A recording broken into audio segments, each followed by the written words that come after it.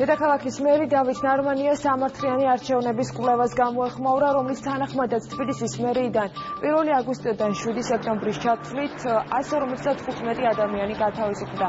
ნარმანია ამბობს, რომ რამდენიმე თანამშრომელი მისი ბრძანებით გათავისუფლდა, რადგან ისინი დაკისრებულ მოვალეობას არ ასრულებდნენ.